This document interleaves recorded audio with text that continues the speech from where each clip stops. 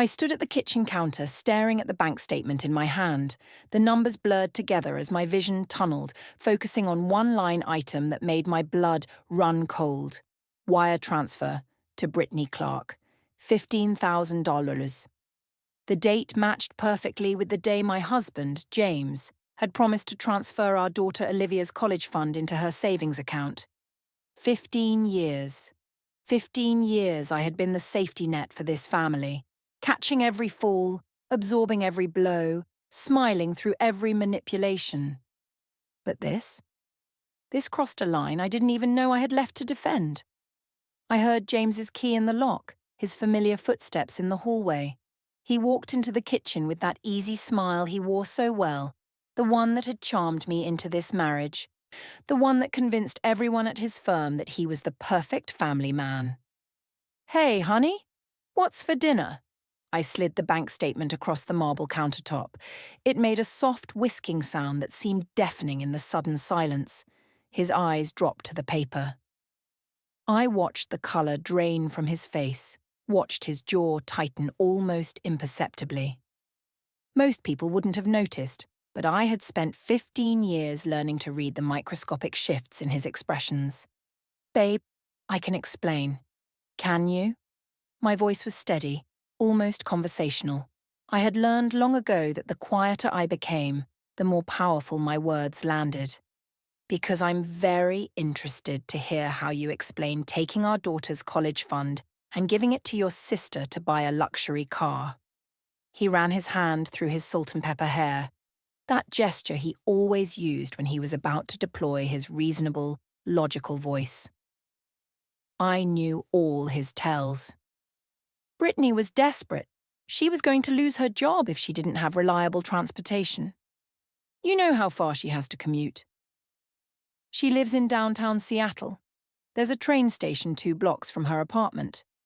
The train doesn't run late enough for her schedule. James. I let his name hang in the air like a blade. She works as a marketing coordinator for a startup. She leaves the office at 5:30. Try again. His eyes flickered with something between annoyance and respect. He wasn't used to me fact-checking his stories. "Look, my family needed help. Brittany is my sister.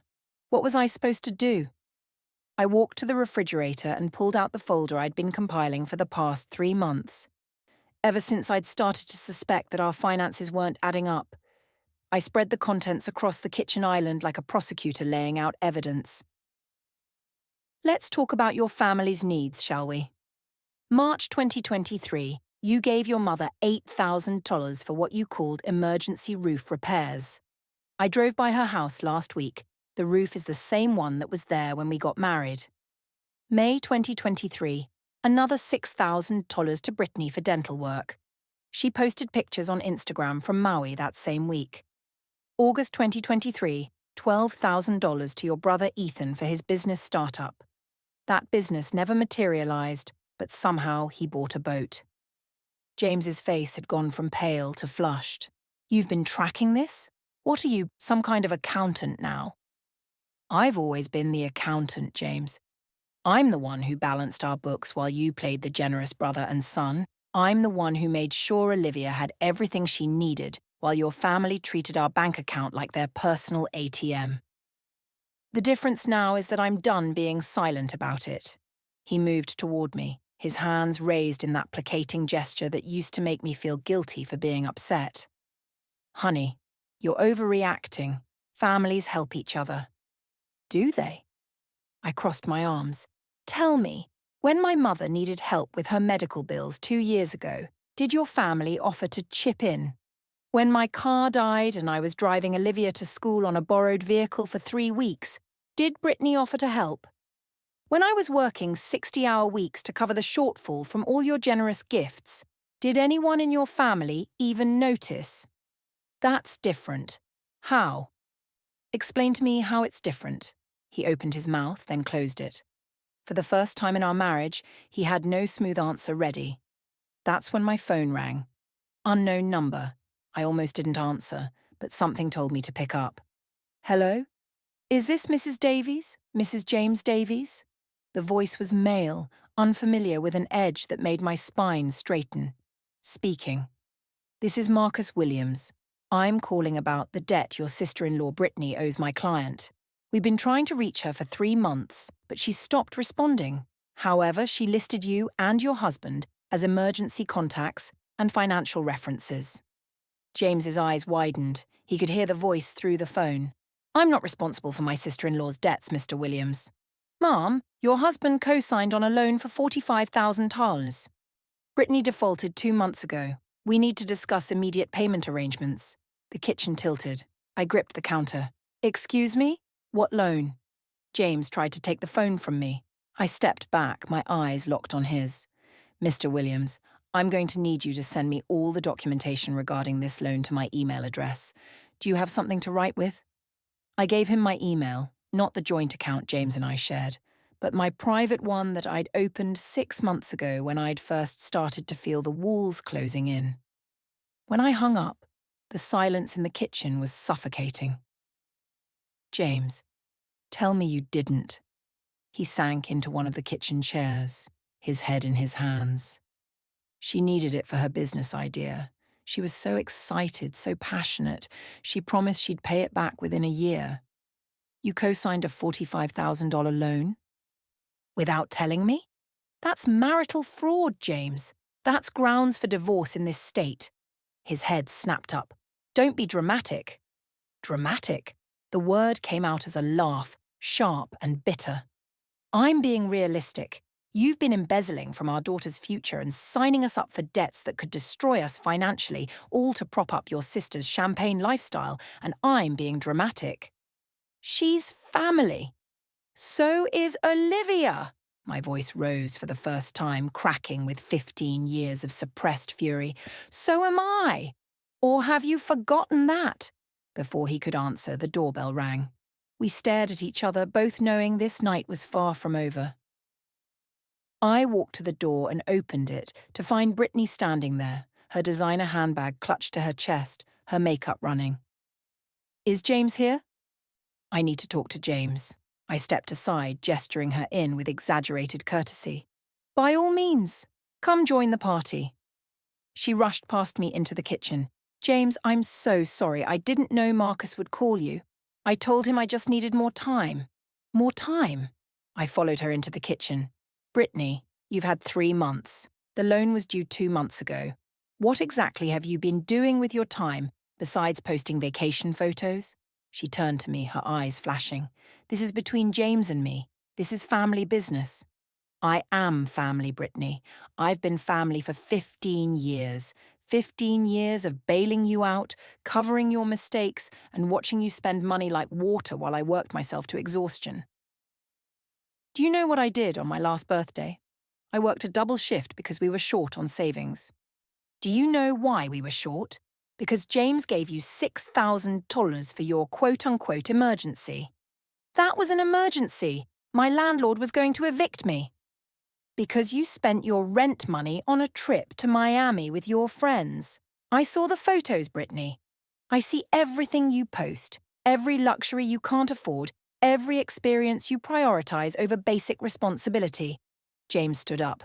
Both of you, calm down. Don't. I held up one finger. Don't you dare tell me to calm down. Not after what I've discovered. Brittany looked between us, confusion crossing her face.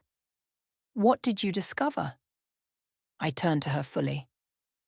Did you know that the $15,000 James gave you for your car came from Olivia's college fund? Did you know that my daughter, your niece, now has $15,000 less for her education because you needed a BMW instead of a Honda? The colour drained from Brittany's face. James, you said that was from your bonus. Oh, this is rich. I leaned against the counter. So he lies to both of us. How efficient. James stepped between us. I was trying to help everyone. Mum said Brittany was really struggling, and I thought, Mom said. I laughed, the sound hollow. Let me guess. Your mother called you, crying about how poor Brittany was suffering, how family needs to stick together, how she didn't raise her son to abandon his sister in her time of need. His silence was confirmation enough. I pulled out my phone and started typing. Here's what's going to happen. Brittany, You're going to work out a payment plan with Marcus Williams. James will send you the contact information. If you default, that's between you, James, and the loan company. I will not be liable for any of it because I'm going to ensure our finances are legally separated as of tomorrow morning. You can't do that, James said. Watch me. I've already consulted with 3 different attorneys. I have more than enough grounds for legal separation of assets based on your financial fraud, but I'm giving you one chance to make this right. Brittany's voice was small. What do you want? I want you to grow up, Brittany. I want you to stop using your family as a safety net while you play at being successful. I want you to get a financial advisor, make a budget, and stick to it. And I want you to apologize to Olivia. To Olivia? She doesn't even know about any of this. She will. Because I'm going to tell her the truth. I'm going to tell her that her college fund was raided to buy her aunt a car. I'm going to use this as a teaching moment about boundaries, about self-respect, and about the difference between helping someone and enabling them. James's voice was pleading now. You'll turn her against my family. No, James. Your actions did that. I'm just being honest about it. The doorbell rang again. This time it was Olivia, home from her friend's house. She walked in, took one look at the 3 of us and froze. What's going on? I took a deep breath. Sweetheart, come sit down. We need to have a family meeting. Olivia's eyes darted between me, her father, and her aunt. At 16, she was sharp enough to know something significant had shifted. Olivia, I started, my voice gentle but firm. I need to tell you some things about our family finances.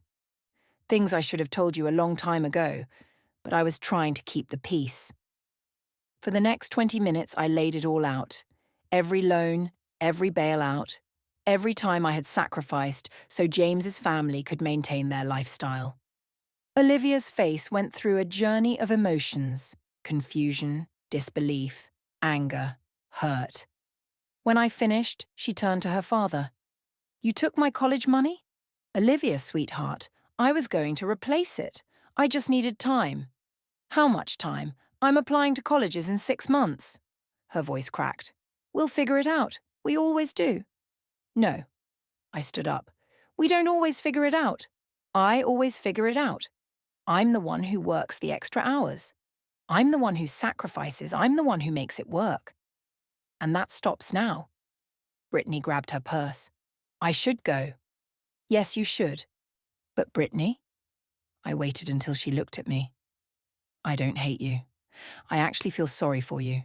You're 32 years old, and you still don't know how to stand on your own feet. James and your mother did you a terrible disservice by never letting you fail, never letting you learn. I hope you figure it out before it's too late.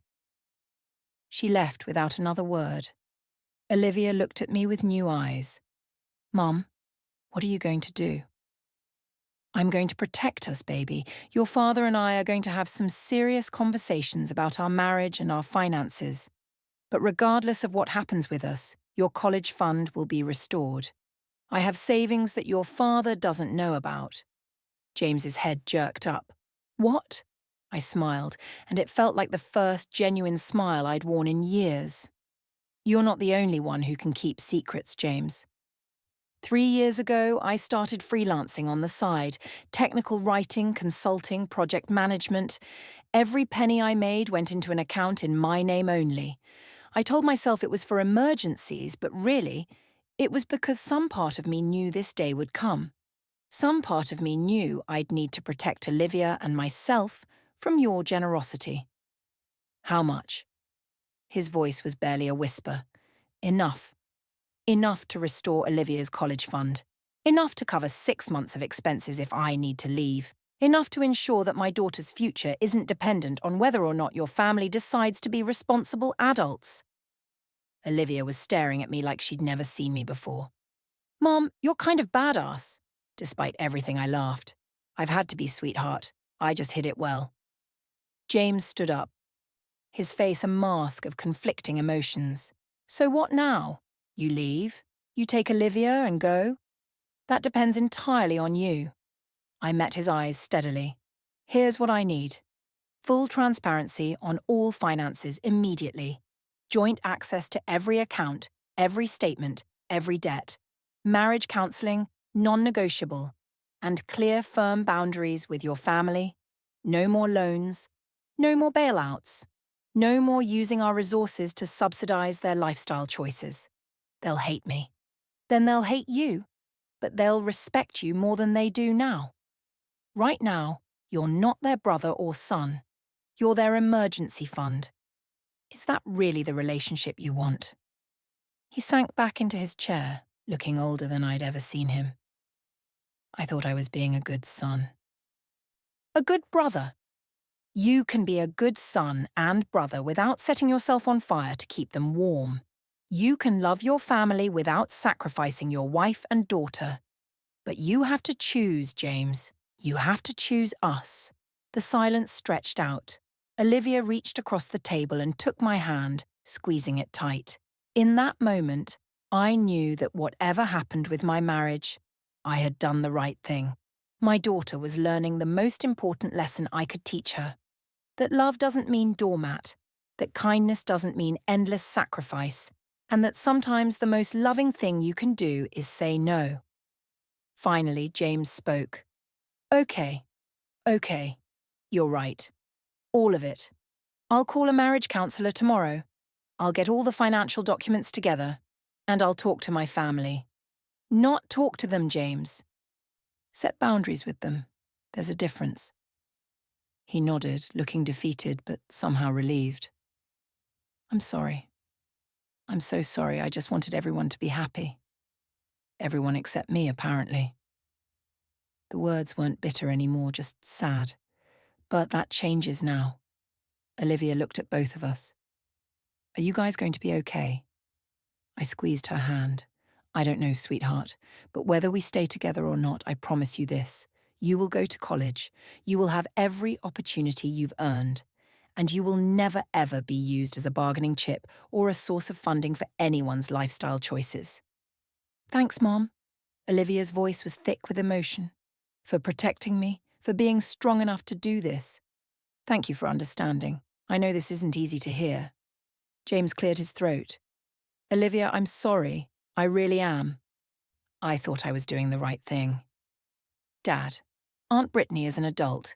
She's supposed to take care of herself. That's not your job. Olivia's words were wise beyond her years, and I saw them land on James like physical blows. When did you get so smart? He asked, his voice breaking slightly. I learned from the best.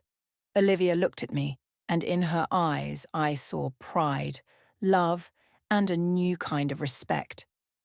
The conversation continued late into the night. We cried, we argued, we talked until we were hoarse.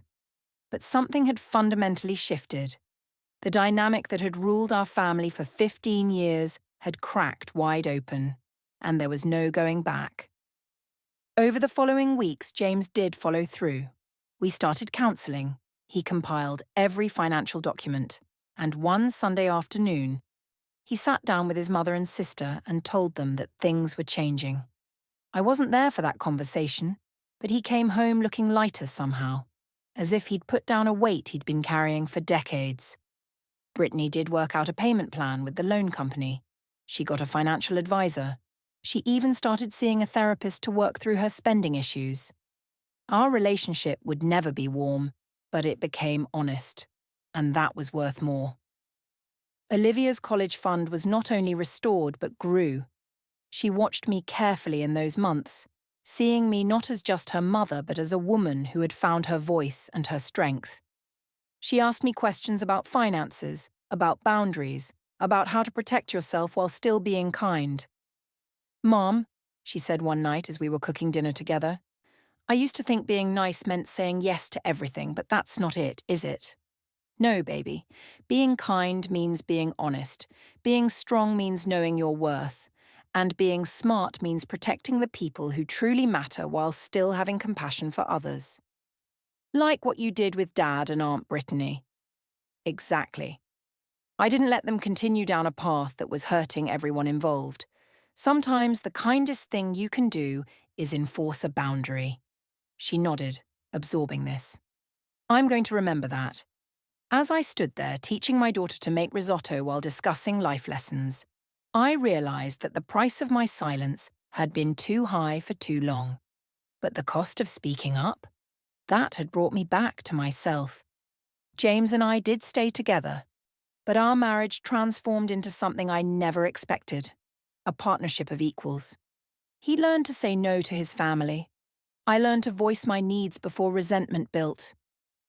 We learned, slowly and sometimes painfully, to be a team. And on Olivia's first day of college, as we drove her to campus with a fully funded account and a future full of possibilities, James reached over and took my hand. "Thank you," he said quietly, "for not giving up on me, for being strong enough to demand better." I squeezed his hand back. "Thank you for finally listening." Olivia, sitting in the back seat, leaned forward between us. "You guys are pretty cool, you know that?" We both laughed, and in that moment, I knew. The 15 years of silence had been hard, but the lessons learned from breaking it were priceless. I had modelled for my daughter something far more valuable than passive endurance. I had shown her active strength, strategic thinking, and the courage to reclaim your own worth. And that, I thought, as we pulled onto the highway toward her future, was the greatest gift I could have given her.